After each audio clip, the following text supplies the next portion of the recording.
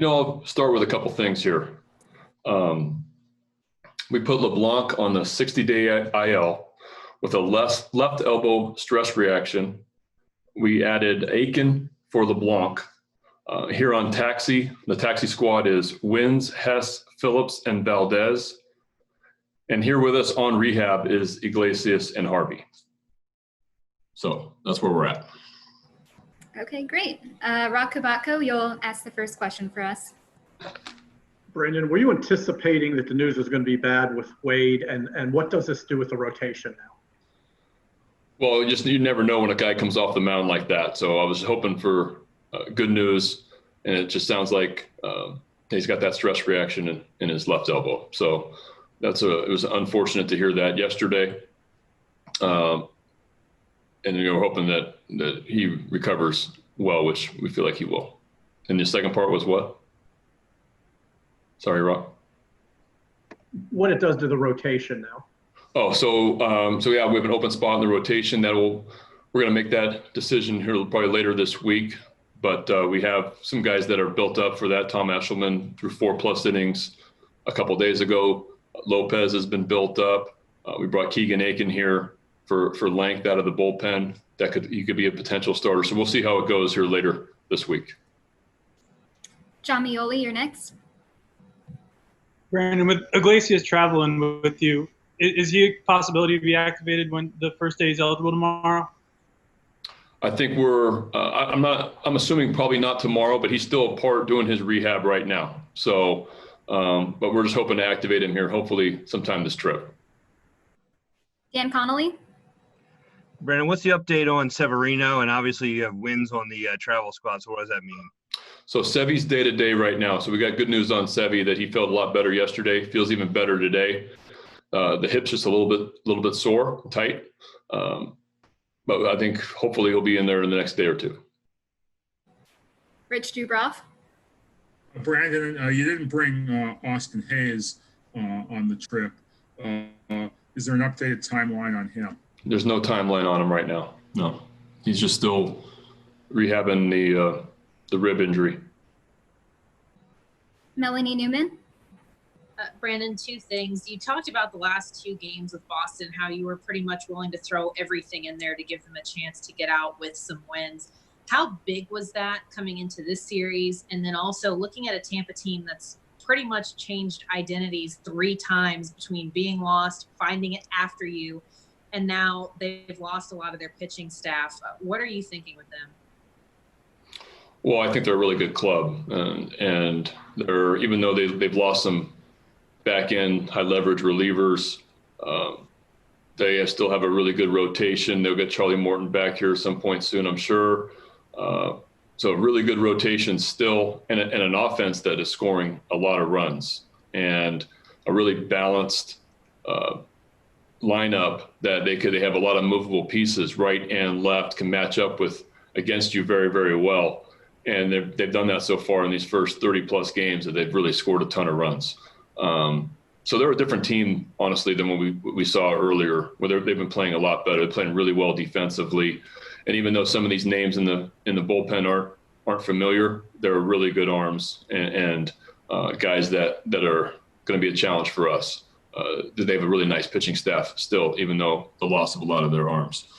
Yeah, I felt like this last weekend, that win Saturday was big for us, and that we weren't playing well. From a team morale standpoint, a win was important. And for us to come back and get that one Saturday night, that was huge. And Tom Eshelman just really picked us up yesterday. And it was nice to get a couple runs early, and then Esh throws, 4+ innings of scoreless baseball to then allow our back-end bullpen guys to pitch with the lead, and our guys did a nice job. Dan Charles. Brandon, quick question about Hunter Harvey. The fact that he's traveling with the club, does it mean he's really close to activation, or you just want to look at him more hands-on? Yeah, he's still progressing in his rehab, and we're hoping, like we've been saying all along, hopefully by the end of this month. The date on that isn't clear yet, but yeah, he's going to continue to throw and continuing his rehab assignment here with us. Back to Dan Connolly. Hey, just a little bit more clarification on Wade's situation, if possible. The use of the stress reaction. Do you know what kind of treatment goes with that? What he might choose? And obviously, placing him on the IL now means his season's over with, which might mean that either career or at least his time with the Orioles could be. Yeah, I don't know what kind of treatment you do for a stress reaction. I mean, from what it sounds like to me, not being a doctor, is that it's bone, which is a positive, and it's not muscular or ligament, but it's a stress reaction to the bone, and so that just takes a little bit of time to heal. It sounds like from our medical guys that he's going to recover fine, and I'm sure that Wade wants to continue to play next year. So I wouldn't consider it a career-ending injury of any sort. Just kind of running out of time this season. Steve Molesky. Brandon, Mike mentioned over the weekend that Ryan Mountcastle at Bowie was walking more than he struck out, which obviously would be quite impressive stat for him.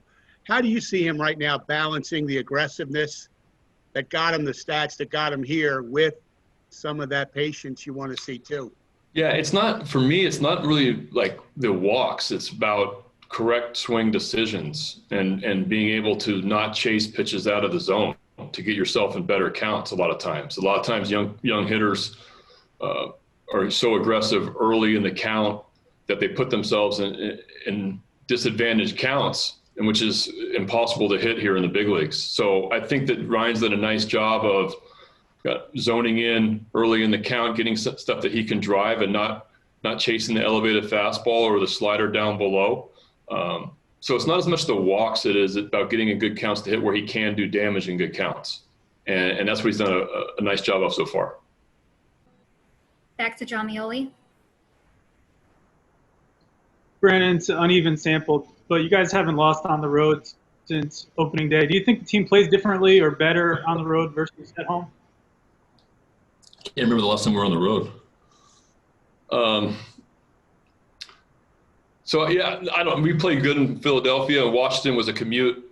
So, we played well on that road trip.